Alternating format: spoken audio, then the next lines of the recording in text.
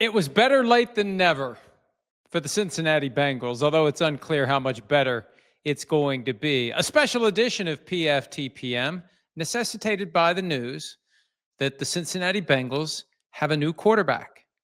They have traded not for Russell Wilson, not for Jameis Winston, not for Kirk Cousins.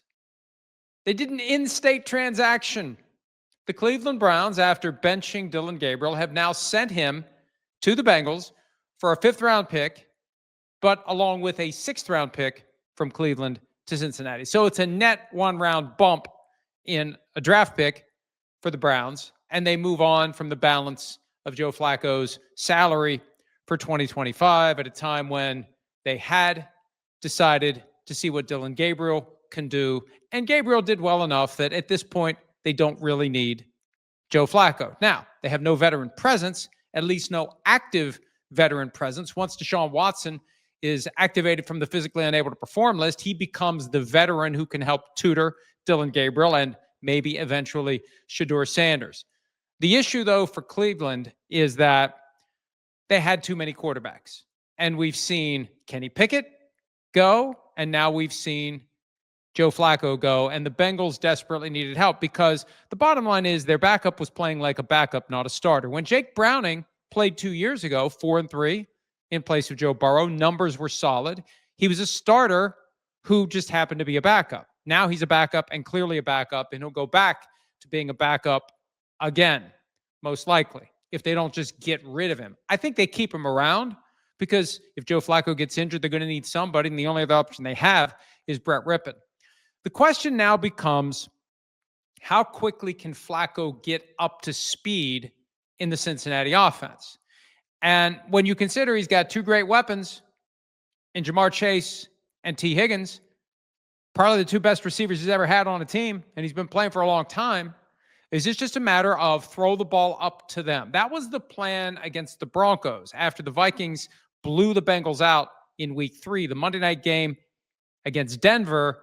Let's get it to Higgins. Let's get it to Chase. Well, it didn't work because Browning couldn't get it to them on a consistent basis. Can Flacco do that? With Flacco, you got to take the bad with the good, but they already were having the bad with Jake Browning. Flacco's going to throw a couple of interceptions a game. Well, Browning was throwing 3, so it's an upgrade. Now, will it matter? I don't know. But it's good to see the Bengals finally do something. And Zach Taylor, the coach of the team, needed to demand something because as the team was disintegrating, we were starting to get this idea that maybe Zach Taylor's going to be in trouble. Again, he's only in trouble if he has no buyout beyond this year on his contract because Mike Brown and the Bengals aren't going to pay any coach to not coach the team. But it just felt like it was falling apart. And it felt like it was becoming hopeless. Now, the situation gets reconfigured a little bit as the Bengals try to take 2-3 and falling fast and turn it into something where they can be competitive. They're in second place in the AFC North with the Browns and the Ravens in the basement. If they can stabilize things, if Flacco can win a game here or a game there, who knows?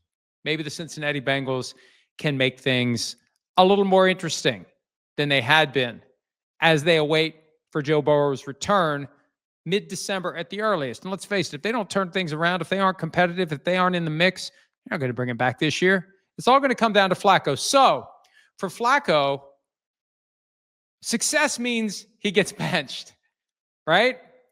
If he plays well, then there's all the more reason for Burrow to come back because they'll be competitive. And that would be the latest in what is a strange roller coaster for Joe Flacco. 2023, he was the comeback player of the year. 2024, he was the don't come back player of the year in Cleveland. Now he's the hit the road jack and don't you come back player in Cleveland. And he could eventually be the great job, you've done so well, we will bench you player in Cincinnati. Either way, it needed to happen. And who cares about in-division trades? The Browns don't. They're all about analytics. They're not going to get hung up on whether or not they're helping a rival. They view it as they're helping themselves. They upgraded a draft pick by a round, and they moved on from a guy that they didn't intend to play again this year. So, Flacco to the Bengals. Browns move forward with Dillon Gabriel and Shedeur Sanders and at some point Deshaun Watson. And we'll see if either of those teams can catch the Steelers and likewise fend off the Ravens in the AFC North. Hi, it's Mike Florio. Thanks for watching PFT on YouTube. Hit subscribe for the latest news and analysis from Pro Football Talk.